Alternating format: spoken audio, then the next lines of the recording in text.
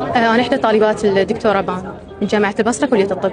شلون كانت علاقتك بالدكتورة؟ شلون توصفين الدكتورة بان؟ الدكتورة بان من إحدى الدكتورات الطموحات جدا، قوية شخصيتها جدا قوية.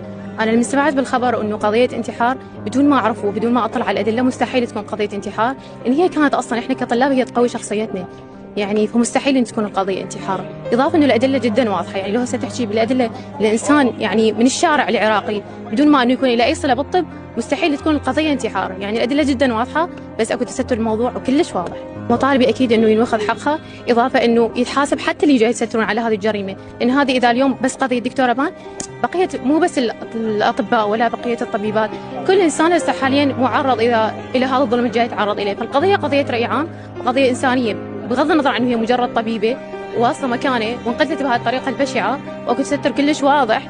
واي انسان قلت لك اي انسان هسه حاليا اذا يطلع على القضايا ويطلع على الادله تكون القضيه جدا واضحه، بس اكو تستر كلش واضح. لذلك انا هسه حاليا اذا اطالب فد شيء، اضافه انه قضيه دكتوره بان ما تنقلق بهذه السهوله، ماكو قضيه تنقلق بيومين والادله جدا واضحه والشعب العراقي كله جاي يشوف ان القضيه جدا واضحه. اضافه انه يعني جاي يكون تستر نفس ما قلت لك، ولما اذا اكو حق ينوخذ، اضافه انه حق دكتوره بان لازم ينوخذ، حتى لازم يكون اكو حتى اجراءات قانونيه على اللي جاي يتستر صراحه.